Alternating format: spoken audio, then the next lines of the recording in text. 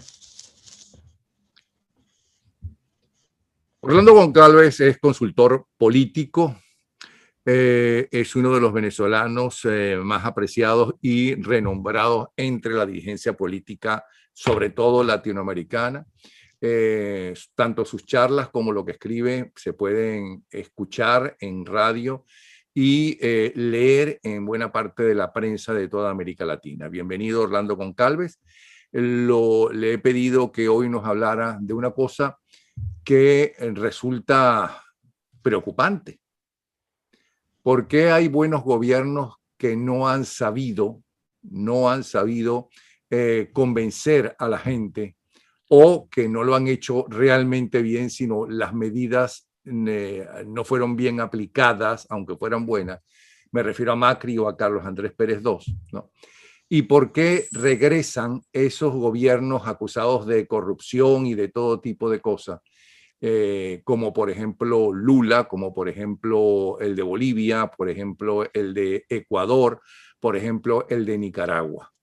Entonces, algo está fallando en la dirigencia democrática de centro y de centro derecha. ¿Qué es lo que está fallando? Vamos a ver qué nos dice, y si está de acuerdo, para empezar, el consultor político Orlando Goncalves. Bienvenido, Orlando. Buenos días, Napoleón. Como siempre, un gusto saludarte a ti y a tu audiencia.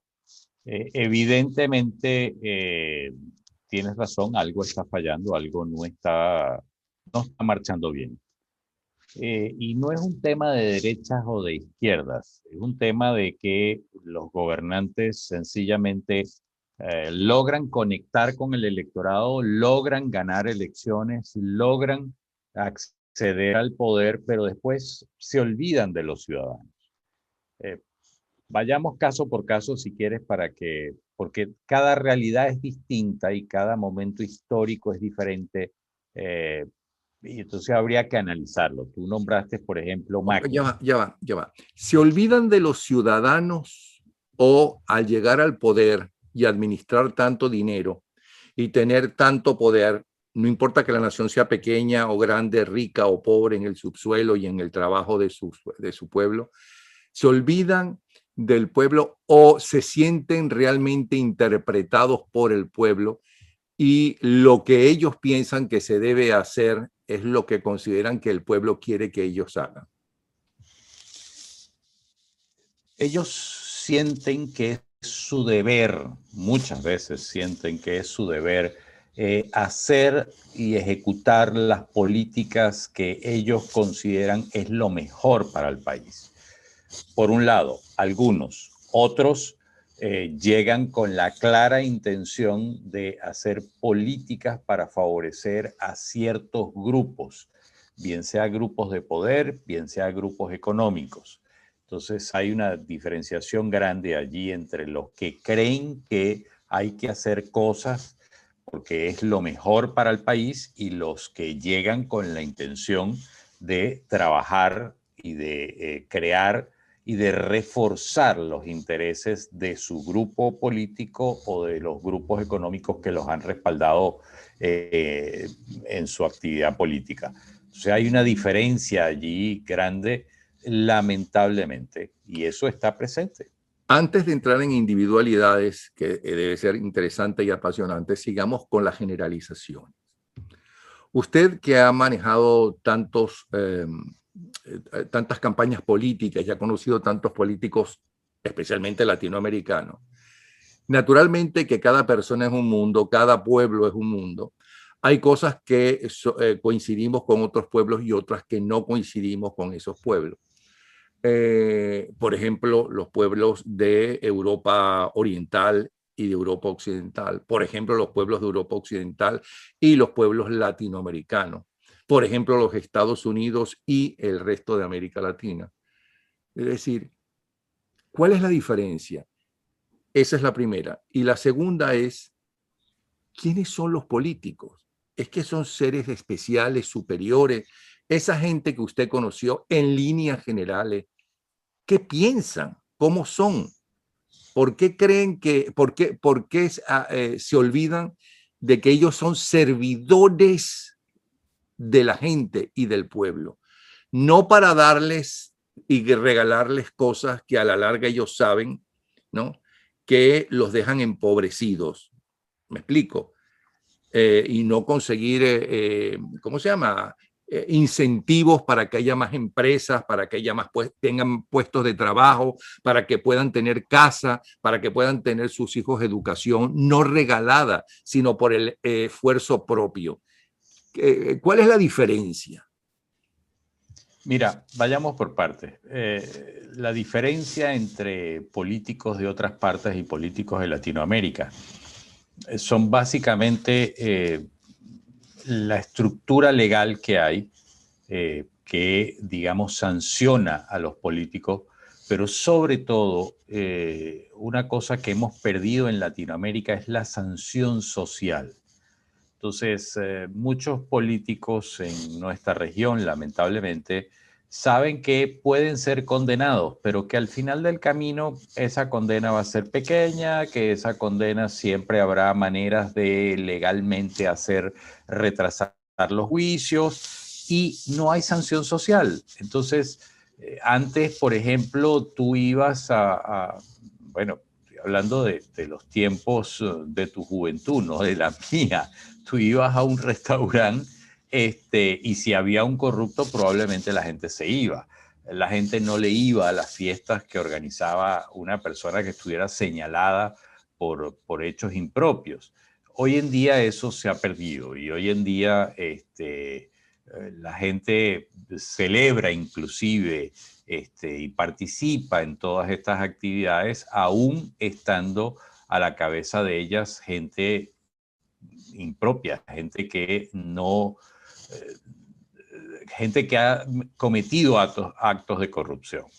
Ahora, eso por un lado. Ahora, ¿cómo son los políticos? Bueno, los políticos son de carne y hueso, pero el problema es cuando logran dimensionar exactamente qué son y cuando logran dimensionar el poder que tienen y la responsabilidad que tienen encima. Que esta es la parte que muchas veces no logran ver. Logran ver el poder que adquieren. Yo recuerdo, por ejemplo, una tertulia con el fallecido expresidente Luis Herrera Campins, y él decía en esa tertulia que cuando ganó la elección él estuvo muy feliz de haber ganado la elección. Pero solamente cuando él estuvo parado delante de él a un montón de militares llenos de armas y le hicieron honores a él y honores a la bandera, él entendió la majestad de la presidencia de la República y él entendió, por un lado, el poder que tenía de tener a unos militares sometidos al poder civil y por el otro lado el tamaño de la responsabilidad que estaba adquiriendo en ese momento. Ese tipo de políticos, lamentablemente, ha ido desapareciendo. Esos políticos que tenían tatuados en el alma los principios democráticos y que lograban generar acuerdos con adversarios, pero que eran acuerdos en función de políticas públicas de largo plazo. Eso ha ido desapareciendo lamentablemente. La inmediatez del mundo nos está llevando a que se hagan políticas de corto plazo, políticas para yo como político obtener beneficios inmediatos, que la gente me reconozca que yo he hecho esto, aquello o lo otro, y se olvidan de las políticas a largo plazo y eso es lo que está generando todas estas distorsiones que hay en los países porque los problemas estructurales se van acumulando, se van agrandando y a la final no se resuelven. Entonces, esa visión de largo plazo, de mediano y largo plazo que tenían los líderes de otras décadas, hoy en día es difícil verlas, hoy en día es complicado encontrar un gobernante que tenga esa visión de largo plazo y que esté dispuesto a apostarle a pesar de no recibir beneficios inmediatos. ¿Y qué pasa con nosotros, los ciudadanos o el pueblo, como quiera ser? Porque frente a una de las cosas que usted dijo, mucha gente dice, es que el dinero todo lo corrompe. el dinero ahora es lo que manda, solamente gente el dinero. El dinero siempre ha existido en muchas décadas, desde hace muchas décadas y muchos siglos atrás. Es más, ahí está el Marqués de Santillana, poderoso caballero don Dinero. ¿Ok? Pero en Venezuela llegó un momento en que, y ya que mencionó el nombre, el ejemplo de Venezuela, un ejemplo de un expresidente, excelente persona, por cierto, y muy honesto como era Luis Herrera, ¿no? Había una frase que era increíble: no, yo voy a votar por AD porque los adecos roban, pero dejan robar. En cambio, los copellanos roban, pero se quedan ellos. Esa frase da asco. Y esa frase no es lo que hubiera aceptado un Rómulo Betancourt, un Raúl Leoni, ¿no? Los fundadores de Acción Democrática, ni la doctrina de Acción Democrática, ¿no? ¿Por qué se llegó a eso? Se llegó por irresponsabilidad nuestra como ciudadanos, de aceptar eso. Se llegó porque se perdió la No, sanción de aceptar, social. más que de aceptar, de ver que eso era lo bueno. Así es. Se perdió la capacidad de la sanción social. La gente se volvió individualista, egoísta, solo ¿qué puedo obtener yo? ¿Qué puedo sacarle yo a este político o a este gobierno? ¿De qué me puedo hacer yo? Y me importa un rábano la sociedad y me importa un rábano el país. Lo importante soy yo y mi familia inmediata. Eso lamentablemente fue lo que imperó y llegó a su cúspide, a mi manera de ver, pudiera yo estar equivocado, llegó a su cúspide con Hugo Chávez, pues. Es una de No, las con grandes Maduro. razones. Y a su cúspide con Maduro hasta ahora. Llegó a su cúspide con Hugo Chávez. Lo de ahora es un control férreo, producto de la delincuencia de Nicolás Maduro y de su banda de criminales y que tienen sometida a la gente. Pero te lo digo porque lo estudié con calma. Yo estudié en el año 2008, 2009, 2007, 8 y 9. Yo hice mucha investigación social en Venezuela y una de las cosas que yo detecté era cómo esa clase política que llamábamos en Venezuela los ninis, ni con el gobierno ni con la oposición, esa clase tenía una escala de valores distinta. Ese segmento de la población se movía a voluntad dependiendo de las circunstancias. Y Chávez lo entendió perfectamente bien y Chávez hacía todo lo que tenía que hacer para mover esos votos. Cuando tú analizas, por ejemplo, que fue una de las herramientas que usé, yo analicé el Ombudsman de las encuestas, de algunas encuestas, tú veías ciertos picos. Entonces, cuando tú analizabas qué pasó en este pico, tú veías que una de las estrategias de Chávez era sorprendente. Él 90 días antes de la elección arreciaba su discurso y radicalizaba su discurso. ¿Cuál era el objetivo? Bueno, el primero, compactar a sus fuerzas, compactar a sus seguidores. El segundo, infringir temor en la oposición y tratar de dividirlos. Y el tercero era llamar la atención de los ninis que ante esta radicalización se movían hacia la oposición. Y estoy hablando de que se movían 10, 12 y hasta 14 puntos. La oposición crecía 10, 12, 14 puntos. Pero 45 días antes de la elección, Chávez suavizaba el discurso y comenzaba a hacer ofertas que eran atractivas para ese segmento de los ninis en específico. Y estos 12, 14 puntos regresaban a Chávez en apenas 45 días.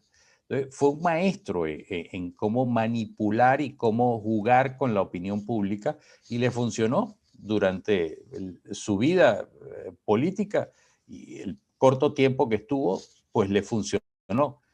Lo de Maduro es otra cosa. Lo de Maduro es a punta de asesinatos, es a punta de chantajes, es a punta de de delinquir constantemente, de tener cooptada todas las instituciones del Estado y que no haya contrapesos. Entonces juzgan en tribunales militares a quien no deben, les crean causas, los meten presos y después tiran el expediente y la persona pasa años detenida y ni siquiera el juicio ha comenzado. O sea, es otra cosa lo de Maduro.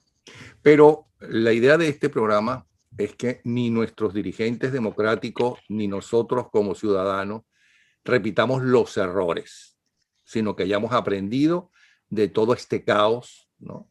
Y que está padeciendo Venezuela. Pero nosotros habremos aprendido que en una democracia se necesita que los ciudadanos se interesen por la política y que los ciudadanos decentes se metan en la política y sean dirigentes políticos, o volveremos a repetir de no, la política es demasiado sucia, eso es demasiado corrupción, yo no me meto en eso, no me interesa, yo no escucho temas políticos, a mí lo mío es el béisbol. Lo mío es el béisbol o la música. ¿Habremos aprendido algo de eso con estos golpes, ¿no? Que hemos recibido? Mira, en términos generales en Latinoamérica. Y otra cosa. Si ella no piensa como yo o él no piensa como yo, ¿okay? Él no tiene la verdad, la única verdad la tengo yo y no tengo por qué escucharlo, sino todo lo contrario, agredirlo. A mí no me gusta María Corina Gachado, esa María Corina, no, a mí no me gusta Guaidó, ese Guaidó, a mí no me gusta fulanito de tal, y no escucharlos, a ver qué cosa positiva tienen que, y inclusive discutir con sus seguidores, es decir, hablar, mira, yo pienso que está equivocado o equivocada en tal cosa y tal cosa. No, lo que hacemos es inclusive pelearnos entre nosotros, entre amigos, por una gente que a lo mejor ni siquiera conocemos. Que no nos conocen. Mira, lamentablemente lo que yo he observado en Latinoamérica y los estudios a los que he tenido oportunidad de acceder y los que hemos hecho, pareciera que no hemos aprendido la lección. Los ciudadanos siguen lejos de la política y siguen alejados de su rol, más allá de votar. Inclusive están comenzando a alejarse de la posibilidad de votar. Te pongo un par de ejemplos. El presidente de Panamá, Nito Cortizo, ganó la elección con un porcentaje muy alto y la diferencia contra el segundo fue importante. Sin embargo, cuando tú sumas todos los electores, el presidente Nito Cortizo fue electo por el 26% de la población. Es decir, 7 de cada 10 panameños no le votó. Cuando tú visualizas... Bueno, pasó lo mismo en el únicas elecciones que gana Chávez, que es la primera elección. Exactamente lo mismo. Es correcto. Ves, el presidente Chávez fue lo mismo. Ganó con un porcentaje muy pequeño porque la población se abstuvo. Entonces, inclusive... Ahora, perdona que te interrumpa. Como hay gente que no escucha, ¿ok? Por decirlo suavemente, mucha gente puede pensar y ya estaría pensando, claro, quiere que vayamos a votar ahora. Él está hablando de Venezuela. Él nos va a convencer de algo que no, nosotros podemos votar, lo que no podemos es elegir, ¿ok? Y ya cortan la conversación o se van a escuchar a otra gente. Es bueno que aclares de quién estamos hablando concretamente y por qué. Estamos hablando del ciudadano latinoamericano. Esto está pasando en toda Latinoamérica. No es exclusivo de Venezuela. Venezuela tiene unas características muy particulares y tiene un momento histórico muy particular. Y Venezuela sale de la ecuación de los análisis normales. A Venezuela hay que verla con otros prismas, con otras lupas, con otras herramientas. No hay manera. Venezuela es de esos países donde la realidad supera con creces la ficción. Estoy hablando de Latinoamérica en términos generales. El caso de República Dominicana. El presidente Luis Abinader ganó en primera vuelta. Bueno, ganó en primera vuelta con el 54%, pero cuando sumas todo el electorado, Bueno, resulta que el presidente ganó con el 21% de los votos. Es decir, casi 8 de cada 10 dominicanos no le votó. El presidente López Obrador en México ganó con un montón impresionante de votos, pero cuando sumas todos los electores, el presidente López Obrador ganó con poco más del 30%. Es decir, 7 de cada 10 mexicanos no le votaron. Y eso es una realidad que estamos viviendo en todos los países, lo cual lleva a que tengamos gobiernos de minorías. Y entonces las minorías se imponen sobre las mayorías. Y como tú bien decías, estamos además en otra etapa donde no escuchamos. No escuchamos para entender al otro, escuchamos para responderle. Y si tu argumento es distinto al mío, queda inmediatamente invalidado, porque el mío es el que vale. Y en la medida en que mantengamos esta actitud y en la medida en que mantengamos el debate político ha salido de la ecuación y ahora se ha cambiado por los ataques, en la medida en que mantengamos esto, pues seguimos debilitando los procesos democráticos y seguimos en una espiral descendente. Cada día las vueltas son más rápidas y caemos más bajo. Y bueno, es lo que estamos viendo. Y por eso Ahora, tú ves los cambios en los países. Por eso Lula, por ejemplo, de héroe pasó a villano y ahora está volviendo a ser héroe. Evo Morales, de héroe pasó a villano, porque hizo fraude en la elección y quiso quedarse y ahora vuelve a ser el héroe. Y así lo estamos viendo en varios países. Rafael Correa en Ecuador, exactamente lo mismo. De héroe pasó a ser villano y ahora está volviendo a ser el héroe. Porque el debate se ha cambiado por el ataque y la gente está cambiando rápidamente de opinión sin fundamento, sin pensarlo, sin participar, simple y llanamente porque se acerca a esta posición o esta ideología o este personaje. Yo no creo mucho en el tema de las ideologías. Este personaje se acerca a lo que yo estoy sintiendo en este momento. Este personaje se acerca a lo que yo quiero en este momento, no lo que yo quiero para el futuro, no lo que yo quiero para mi país, para mi sociedad. ahora, en el caso de Brasil, ¿okay? Lula tuvo sus buenos momentos, salió acusado de corrupción y no sé por qué lo absuelven, porque él era el representante de Odebrecht e iba a hablar con el presidente de Odebrecht o el representante para Latinoamérica, suponte tú, o para Centroamérica, ¿cómo se llama? Con el presidente encargado y demás. Ok, pero tuvo buenos momentos. Pero es que Bolsonaro es un desastre. Bolsonaro es algo increíble. Al revés, tenemos el caso de la Kirchner, ¿no? La Kirchner, que es una corrupta impresionante, ¿ok? Bueno, regresó, pero Macri, que quiso hacer buenas reformas para solucionar el problema que creó todos esos gobiernos populistas de izquierda o que se llaman de izquierda, pues fracasó popularmente, quiero decir. Lo mismo le pasó a Carlos Andrés Pérez II, no quiso ser el populista de su primer gobierno. Es verdad que se asoció con los muchachos de Chicago y solamente los escuchaba a ellos y no escuchó a su propio partido, pero fracasó porque lo sacaron del poder. No pudo ser defendido por el pueblo que él sentía que lo apoyaba.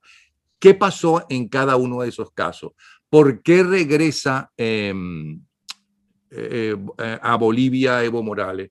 ¿Por qué lo más probable es que regrese, que también tuvo sus buenos momentos Evo Morales? No hay que tampoco ocultar las cosas, ¿no? Correa también tuvo sus buenos momentos y los malísimos también, y la gente lo rechazó tanto a Evo como a Correa.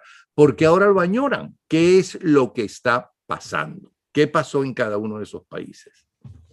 Vamos por partes. Para no repetirlos cuando algún día tengamos democracia.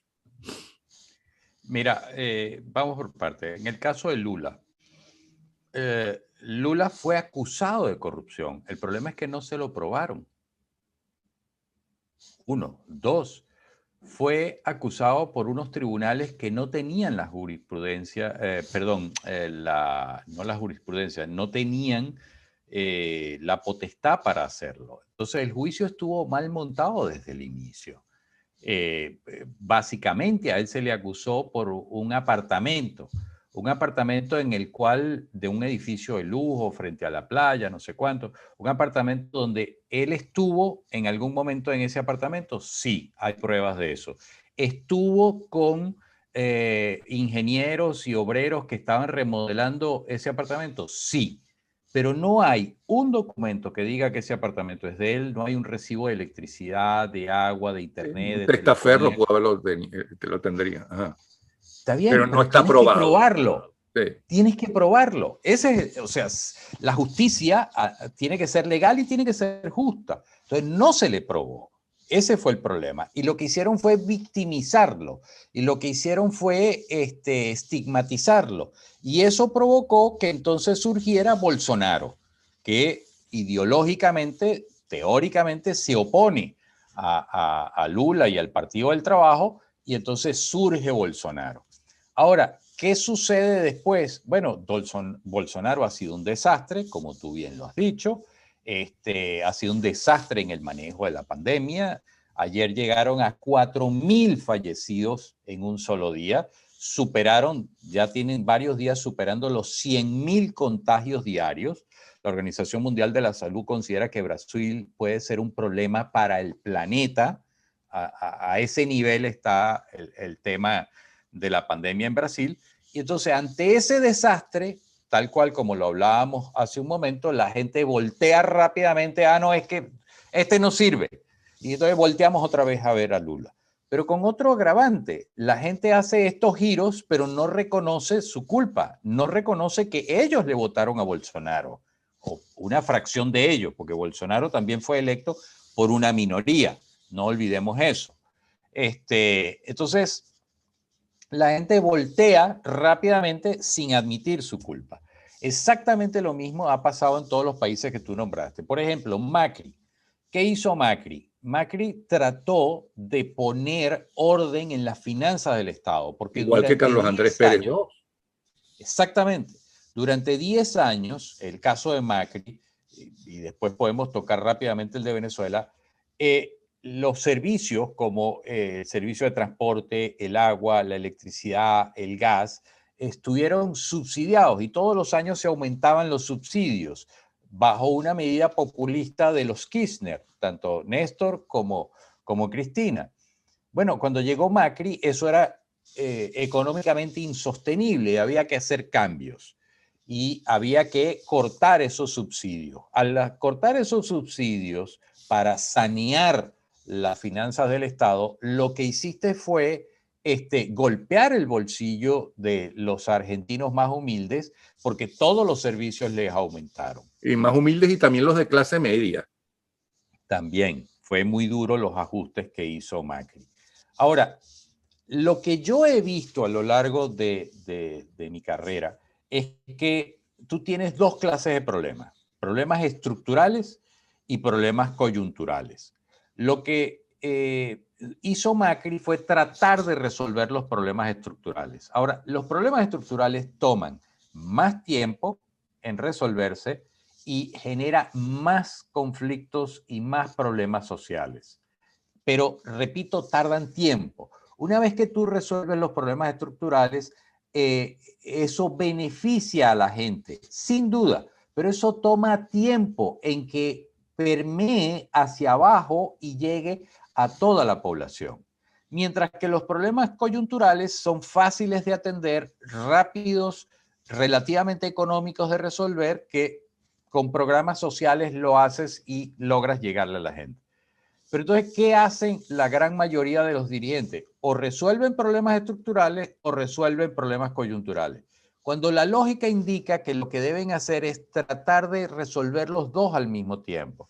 Porque mientras tú vas resolviendo los problemas estructurales, estos generan desajustes que tú puedes calmar a la gente, paliar la situación de la gente con programas sociales, y esto va a tomar más tiempo resolver los problemas estructurales, sí, pero es necesario establecer un equilibrio porque, repito, los ajustes que hizo Macri probablemente darían resultados para las finanzas del Estado y resultados para el bienestar de la población en 6, 7 u 8 años.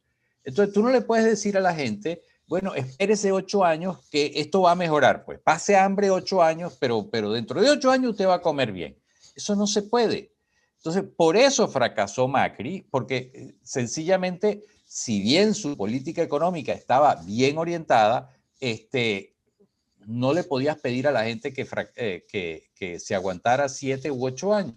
El mismo caso fue Carlos Andrés Pérez II. Ya va, pero Carlos Andrés Pérez intentó hacer algunas medidas, como por ejemplo que ese bono alimentario se diera en las escuelas, ¿ok? Para que primero los niños fueran a las escuelas y allí comieran bien. O sea, lo pasó a las escuelas. Trató de entonces decir lo que tú criticas de Macri, por lo menos en ese sentido. No sé si en otros casos. Claro, pero a ver, vamos por partes. Una, las medidas de Carlos Andrés Pérez II fueron mucho más agresivas y radicales que las de Macri. Y fueron medidas nunca vistas en Venezuela. ¿Cuál era el objetivo? Un objetivo lógico. Él decía, las fábricas están allí, las máquinas están allí, porque es que no trabajan 24 horas. El objetivo era generar valor agregado a todos los productos que teníamos, fundamentalmente el tema del petróleo, y que la industria trabajara 24 horas al día y nos transformáramos en un país exportador de productos, no solo de materias primas. Uno. Dos, es cierto, hizo programas, algunos programas, pero muy tibios para el tamaño y el impacto de los cambios que estaba haciendo. Entonces, no había manera de que estos programas sociales que él implementó eran muy pocos y no aliviaban la carga que le estábamos poniendo a la gente. Tres, tuvo otro elemento que, que hay que tomar en consideración, que fue que él se olvidó de su partido, se desconectó de su partido, se quedó con la visión, digamos, pragmática de los Chicago Boys y perdió entonces el respaldo político de su partido y le quitan ese respaldo y él se queda en el aire con una apuesta muy peligrosa y le salió mal. La apuesta era que los cambios que estaba produciendo iban a poner a Venezuela como un país fuera de serie de primer mundo. Y era correcto su planteamiento. Donde se equivocó fue en los tiempos. Eso iba a tomar fácilmente una década si se mantenían esas políticas. Pero de nueva vuelta, tú no le puedes decir a una persona, aguante hambre 10 años, que dentro de 10 años usted va a vivir de maravilla. Usted va a tener ahora, una pero casa ¿por qué? espectacular. Perfecto, pero ¿por qué algunas de esas medidas de los Chicago Boys con Carlos Andrés Pérez II y que rechazó Acción Democrática, que no apoyó Acción Democrática, ¿por qué sí se las apoyó a Rafael Caldera, que vino inmediatamente después? Y como no solamente se le apoyó, y él lo pudo hacer y no lo tumbaron, y eso que según decía Rafael Caldera en privado, se sabía que había más militares golpistas que no insurgieron el 4 de febrero y que estaban por allí metidos, ¿no? Que los que la gente pensaba, y que había más de los que insurgieron inclusive. ¿Por qué Caldera sí lo pudo hacer y así todo hoy se rechaza buena parte del país su gobierno como muy malo? O sea que no lo entendieron. O sea, nosotros los ciudadanos, el pueblo, no entendimos eso. ¿Qué pasó allí? Mira, Caldera lo logra por varios elementos. Caldera tuvo en su gabinete a Luis Raúl Matos Azócar, que venía de Acción Democrática. Entonces fue el puente perfecto para tratar de buscar el apoyo político de Acción Democrática para ciertas medidas. Uno. Dos, Luis Raúl Matos Azócar estaba claro de que había que tomar algunas decisiones. Por ejemplo, aumentaron la gasolina mucho más de lo que lo aumentó Carlos Andrés Pérez, que dicen que fue el origen del Caracazo. Pero Caldera lo aumentó mucho más. Pero los programas sociales de Caldera fueron de mayor alcance, de Caldera II, fueron de mayor alcance que los de Carlos Andrés Pérez II. Uno. Dos, muy aprendida la lección, Caldera II, con lo que había pasado con Carlos Andrés Pérez II, buscó rápidamente, y eso fue un gobierno electo por el 16% de la población, atención con eso, o sea, si hubo un gobierno minoritario fue el de Caldera II, con la lección aprendida de lo que había pasado con Carlos Andrés, él buscó rápidamente apoyo de las fuerzas políticas y tuvo un sostén para la gobernabilidad. Y tres, y más importante aún, él entendió que la situación del país estaba convulsionada, que el tema militar era extremadamente álgido y por eso él acepta el compromiso de liberar a Chávez como una válvula de presión para bajar la tensión en las fuerzas militares. Entonces, hoy se le critica por haber liberado a Chávez, hoy se le critica por mil cosas, pero en ese momento las medidas políticas, quizás nos gusten o no, estemos a favor o no, la historia lo dirá, hay mucho que estudiar todavía y falta tiempo para estudiarlo, dirá si esas políticas fueron correctas o no, pero Caldera buscó estabilizar políticamente el país, porque si no tienes una estabilidad política, a la larga, las políticas económicas, las políticas sociales te van a fallar, Que porque fue lo no que me tienes dijo, que fue exactamente lo que me dijo en privado en su casa Rafael Caldera. Yo tenía que hacer un gobierno, no tenía un partido grande ni mucho menos, sino un conglomerado de gente, y tenía que llegar a acuerdos y para que el gobierno durara y pasaran esos años sin ningún otro golpe, estabilizando el país. Ok, pero ni Carlos Andrés Pérez fue comprendido, como sí lo fue Carlos Andrés Pérez I, aunque las elecciones las perdió el candidato de su partido después que él fue presidente y ganó Luis Herrera, que dijo Luis Herrera arregla esto, era su eslogan. Luis Herrera no lo pudo arreglar, tampoco lo pudo arreglar Lucinchi, tampoco lo pudo arreglar Ramón J. Velázquez, tampoco lo pudo arreglar Carlos Andrés Pérez II, al revés, fue rechazado. Y tampoco lo pudo arreglar Caldera, el país, la crisis que vivía el país. ¿En qué fallamos? Fallamos en que no tenemos la capacidad de exigirle como ciudadanos a la clase política que lleguen a acuerdos en materias determinadas para que se establezcan políticas de largo plazo. Cuando los países se logran estos acuerdos, veamos el caso de la pandemia. ¿Cuáles han sido los países que han logrado controlar mejor el tema de la pandemia? Aquellos países cuyos gobiernos se pusieron de acuerdo con la oposición y dijeron, a ver, dejemos el pleito y empujemos y jalemos en el mismo sentido este carro que está bien pesado. Y esos han sido los países que mejor les ha ido. Cuando los gobiernos toman en consideración las opiniones de los científicos, del personal técnico preparado, y luego ellos toman las decisiones políticas y administrativas. Entonces, eso les ha permitido un mejor manejo de la pandemia. Y sucede lo mismo con los países. El problema es ¿Qué que ejemplo de cada vez que... países puedes dar? Porque no se trata de Alemania, por ejemplo. No se trata de Italia, no se trata de Francia, no se trata de España.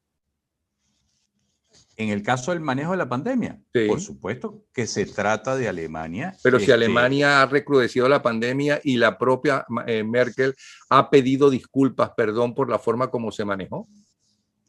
A ver, vamos por partes. Sí le ha funcionado a Alemania, como le funcionó a Nueva Zelanda, como le funcionó a Australia, como le funcionó a Taiwán, como le funcionó a Singapur. Entonces, ¿por qué pidió perdón Angela Merkel, que además hizo un excelente gobierno por demás?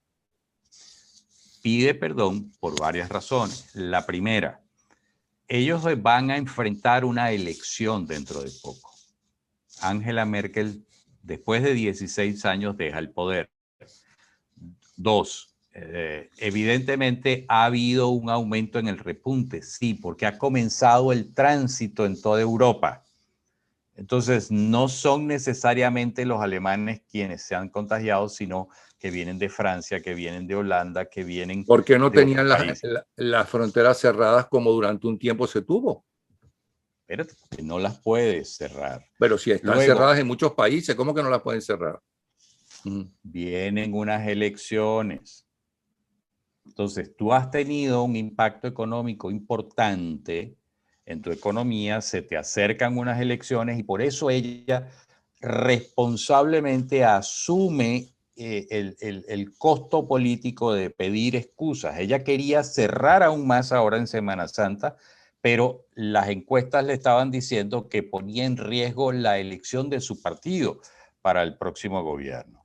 Entonces, aquí están jugando políticamente. ¿Es lo correcto?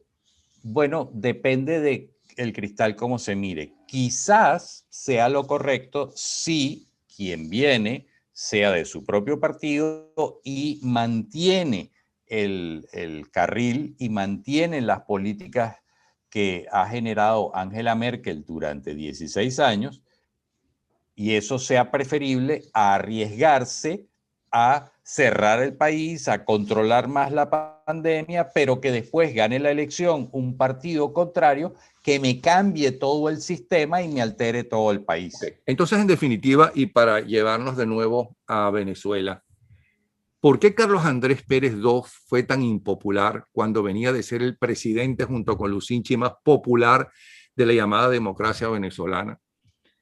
Y Chávez Frías fue tan popular en su primer gobierno. ¿Cuál es la diferencia? ¿Qué logró Chávez Frías? ¿O qué nos engañó? ¿O en qué nos mintió?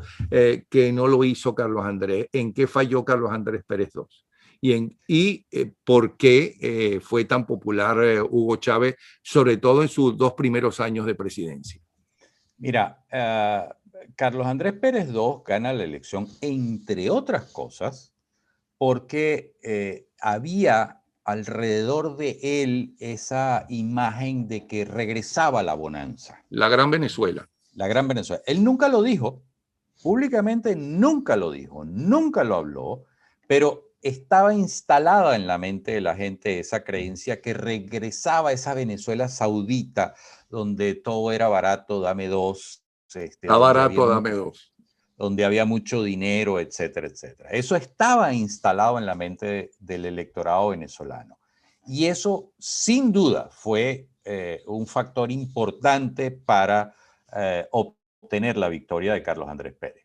Ahora, una vez que llega Carlos Andrés Pérez, resulta que el individuo hace exactamente lo contrario de lo que la gente pensó. Y eso generó una gran decepción.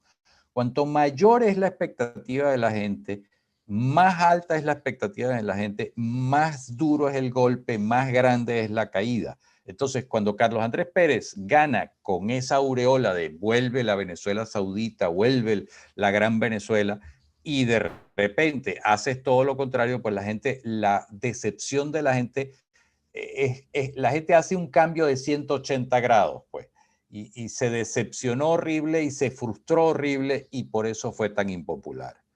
¿Por qué Chávez fue tan popular? Porque ese malestar que se generó en el gobierno de Carlos Andrés Pérez II, esa frustración tan grande y tan rápida que generó apenas en días, apenas en semanas, y de la cual no se pudo recuperar Carlos Andrés Pérez, todo ese malestar que se generó, Chávez logra capitalizarlo y Chávez logra vender un mensaje muy poderoso.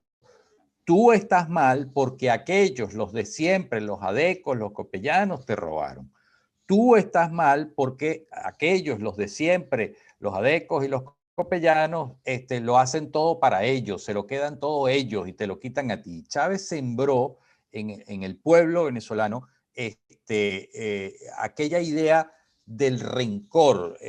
Chávez fue quizás uno de los grandes hiperpolarizadores que hubo en el mundo, de los que usó la estigmatización y la división, y por eso dividió al electorado de tal manera que con un pequeño grupo logra hacerse del poder. Y luego se transforma en el héroe. Él fue el que sacó a patadas del poder a Acción Democrática y a COPEI, a los adecos y a los copellanos. Y entonces en los 2 primeros años, él sencillamente siguió agrediendo a esos adecos, a esos copellanos, y entonces se transformó en el héroe, porque lo primero que instaló es: yo estoy mal, tú estás mal porque aquellos te robaron, tú estás mal porque aquellos solo velan por ellos y por sus privilegios, no por ti. Entonces ahí instaló esa división, ese rencor social, y luego fue el héroe porque lo sacó. Entonces, cada vez que él golpeaba, cada vez que él estigmatizaba, cada vez que él ofendía y agredía a sus adversarios, era un héroe para los ciudadanos, porque los ciudadanos, entonces, de esa rabia pasaron a la euforia. Bueno, aquí llegó el que va a poner orden, aquí llegó el que sacó y aniquiló a esta gente que nos ha tenido mal por años. Ok, ¿y por qué Ese crees tú, discurso, y por qué crees tú que Carlos Andrés Pérez no se daba cuenta de eso? Te lo digo por lo siguiente. En el programa de 24 horas que yo tenía por Venevisión, como productor dije, lo que es un palo aquí es, ¿no?, las mismas preguntas a Carlos Andrés Pérez y a Hugo Chávez. Estaba absolutamente seguro que Carlos Andrés Pérez me iba a decir que no. ¿Por qué? Porque a Carlos Andrés Pérez le iban a echar la culpa de los errores y no de los logros. Pero por otro lado pensaba, pero él puede hablar de logros, en cambio Hugo Chávez no puede hablar de logros. Y en cuanto a los errores, él puede decir, nos equivocamos en esto, yo di esta orden y lo que resultó fue esta otra. Porque también es verdad, tú puedes dar una orden y después controlar esa burocracia administrativa del ministro y viceministro y la secretaria para abajo. Eso es un albur. ¿Ok? Es más, fui a hablar después que los dos me dijeron que sí, yo fui a hablar con Carlos Andrés Pérez y le dije, yo sería muy deshonesto si no le digo lo que yo pienso como periodista y como productor. Me parece buenísima la idea para el programa, pero tenga en cuenta, ¿ok?, que el que tiene las debilidades es usted, porque le van a echar la culpa de lo malo que hizo y de lo pésimo que no hizo.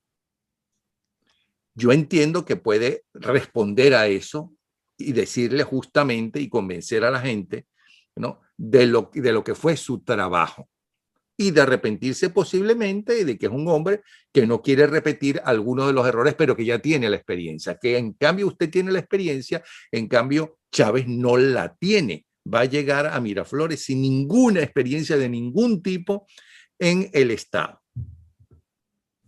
Yo me sé arreglar, no me acuerdo qué fue lo que me contestó. Lo cierto es que hizo el programa, lo cierto es que no se defendió bien a pesar de que era Carlos Andrés Pérez.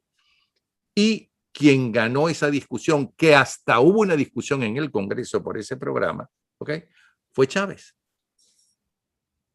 Es ese también el problema de nuestros dirigentes cuando llegan al poder, o inclusive cuando no están en el poder, que creen que son invencibles, que tienen la verdad y que los otros están equivocados.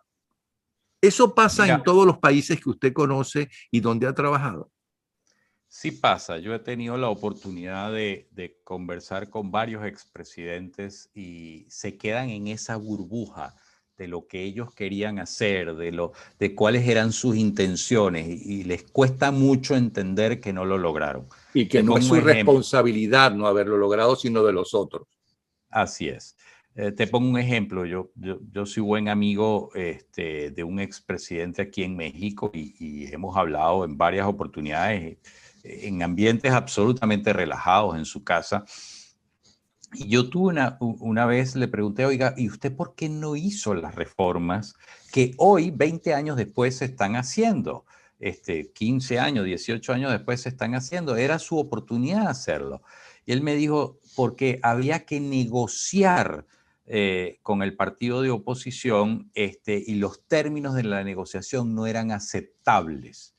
Entonces yo le dije, bueno, yo le entiendo perfectamente eso. Ahora, la pregunta que yo me haría, si me pusiera en sus zapatos, es costo-beneficio. ¿Realmente valdría la pena haber hecho esas reformas hace 15 años atrás cuánto hubiese ganado el país. Entonces, aunque no me gustara la negociación, producto de los intereses del bien mayor para el país, yo hubiese aceptado la negociación en términos que no me gustaban, si yo hubiese logrado un objetivo del bien mayor. Y hoy este país, México, sería distintísimo 15 años después. No hubo manera de que me lo entendiera, no hubo manera que me lo aceptara. Así que en honor al tequila que nos estábamos tomando, dejé el tema y no insistí. Y eso Pero que todos esos gobiernos del PRI no eran democráticos, sino eran dictaduras. yo no estoy hablando del PRI. Yo pensaba que se refería a No, uno de los del PRI. Entonces, no estoy hablando del PRI. no, lo Pero digo porque es mucho más fácil gobernar siendo dictador que claro, gobernar siendo demócrata. claro, Porque claro. siendo demócrata tienes que escuchar por lo menos las opiniones más importantes y más Fíjate, fuertes y con mayor peso. En cambio, siendo dictador, puedes meter la pata, acabar, matar a tus enemigos, hacer lo que sea, ¿no? Aunque no logres hacer absolutamente nada o hundas al país aún más que en una democracia, como está sucediendo en Venezuela. y en muchas partes. Pero fíjate lo curioso. Justamente ayer, el expresidente Ernesto Zedillo saca una declaración diciendo que él se equivocó en la lucha contra el narcotráfico, que en ese momento era incipiente, que él ha debido legalizar la droga, porque eso hubiese acabado con el narcotráfico, no con el problema de las drogas. Pero la pregunta aquí es, ¿qué hace más daño, el narcotráfico o la droga? Y la verdad es que el narcotráfico, por lejos. Entonces, el expresidente Zedillo, 20 años después, dice, me equivoqué, yo he debido legalizar la droga. Hubiésemos acabado con el narcotráfico de raíz. Y a lo mejor tiene toda la razón. Ahora, te repito, los gobernantes se quedan en esa burbuja de sus sueños. Por cierto, la criminóloga Rosita del Olmo, ¿no? Mucho tiempo antes de 20 años, ya públicamente decía que había que legalizar la droga para acabar con lo que era ya una amenaza, que era el narcotráfico, y la gente se escandalizaba diciendo, pero ¿cómo van a legalizar la droga? Es Como correcto. se legalizó otras drogas como el alcohol, el El whisky, alcohol, el o el mismo cigarrillo, cigarrillo que está legalizado, que es una droga. es Pero una no droga. tan fuerte como la cocaína y todas esas cosas, que eso habría que discutirlo si legalizarlo es bueno o malo. Mira, Portugal puso un programa genial hace 20 años, más de 20 años, que eran las casas donde los drogadictos iban a drogarse. Eran casas patrocinadas por el Estado portugués. Pero, ¿qué hacían en esas casas? Primero, eran agujas de un solo uso, por lo tanto, cortabas el contagio de hepatitis y de VIH. Dos, hacían un expediente de cada persona. Ah, señor Napoleón, sí, usted vino ayer. Y entonces comenzaban lentamente a bajarte las dosis. Después iban entrando en ti. Bueno, mire, ¿usted comió o no comió? Venga, aquí le damos comida. Oiga, usted no se ha bañado. Venga y aquí se baña. Oiga, usted no ha ido al médico. Venga y aquí lo revisamos y vemos qué padecimientos tiene. Oiga, ¿y qué pasó con su familia? Usted tiene papá, tiene mamá, tiene hijos, tiene esposa. Y entonces trataban de reinsertarlos. Después, oiga, pero usted está sin trabajo. ¿Por qué no lo ayudamos a buscar trabajo? Entonces fueron reconectando a estas personas y estas casas fueron ayudando a disminuirle las dosis a estos drogaditos hasta llegar a placebos. Había momentos que los que le daban, dependiendo de cada individuo, porque cada individuo tenía su expediente, llegaron a darle placebos. Bueno, se acabó el tema de la drogadicción a gran escala en la que estaba sumida Portugal como buena parte de Europa. ¿Acabaron con el problema? No, las drogas siguen, hay gente que las usa de manera recreacional, pero no tienes el drama del narcotráfico, no tienes la violencia ni los negocios colaterales que también son violentos y que también evaden impuestos y que también son una desgracia que están relacionados con el narcotráfico.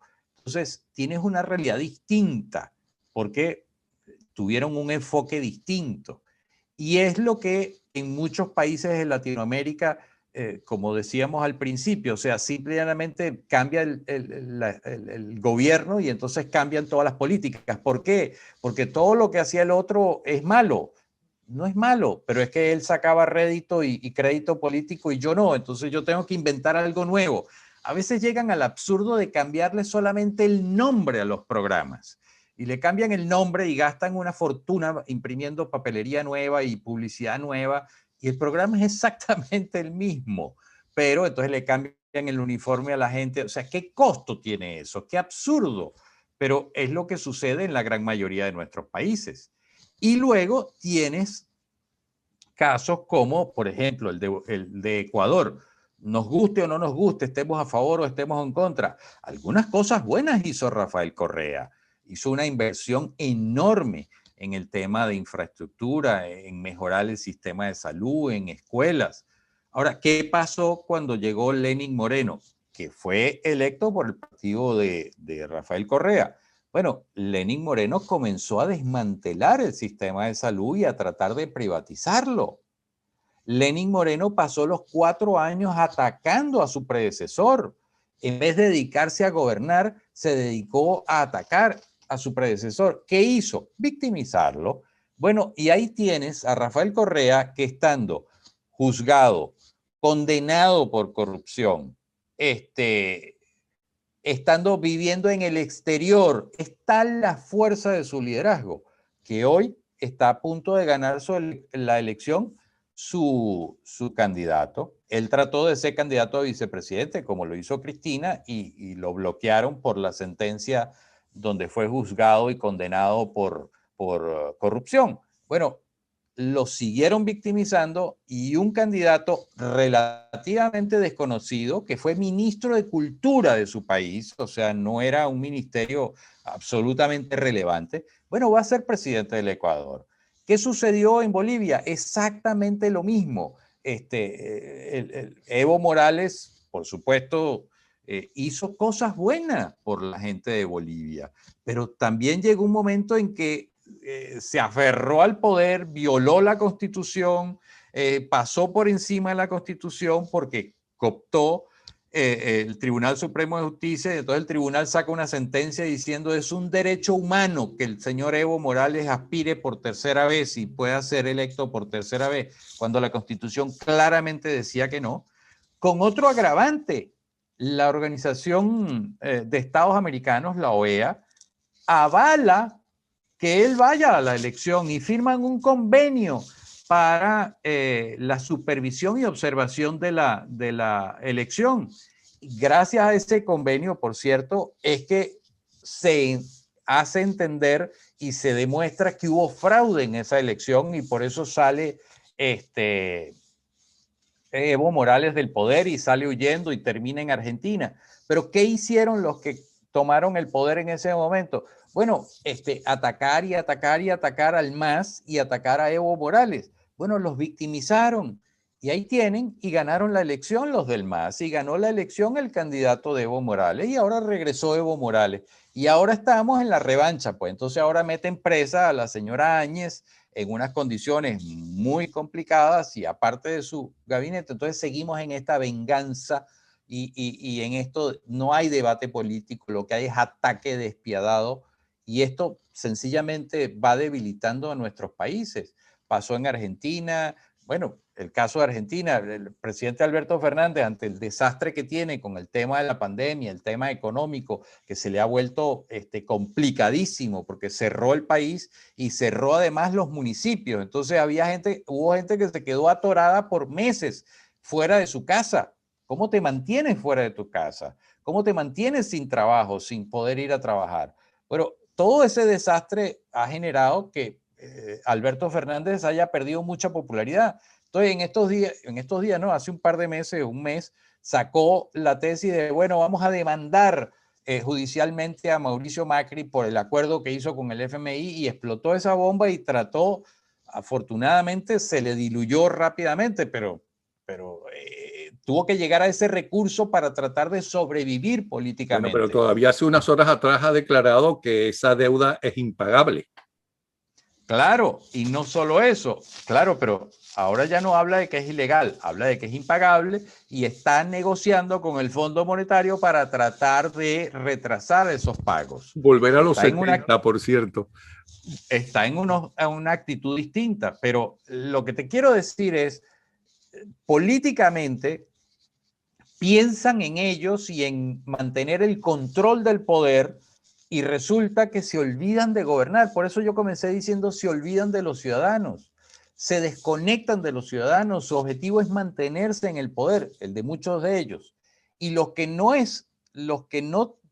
se mantienen en el poder o no tienen esa intención, tienen la intención a veces de arreglar las cosas, pero no entienden o les cuesta ver que eso va a tomar tiempo en ejecutarse y que tú no le puedes pedir a la gente pase hambre 7, 8 años, no se preocupe, dentro de 8 años usted va a comer bien, va a tener una buena casa, va a tener un buen carro.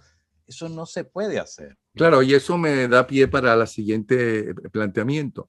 Es que nosotros como ciudadanos, en líneas generales, pensamos que si hay que sacrificar el país, ¿no?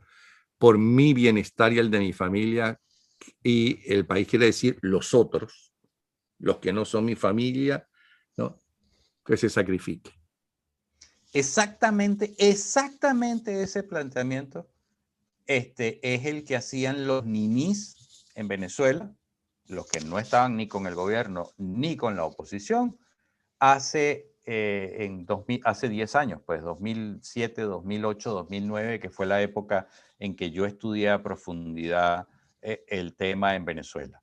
Y exactamente esa lectura la tenía clarísima Chávez y por eso 90 días antes arreciaba y 45 días antes suavizaba su discurso y aparecían las ofertas que hacían que ese 10 al 14% de los niní se movieran de un lado a otro con una facilidad impresionante.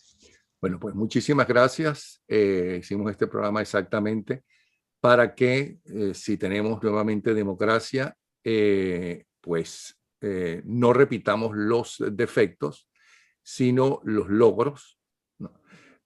Para que realmente vivamos mejor y para que no regresen los Chávez ni los Maduro, ni los narcotraficantes en lo posible en Miraflores.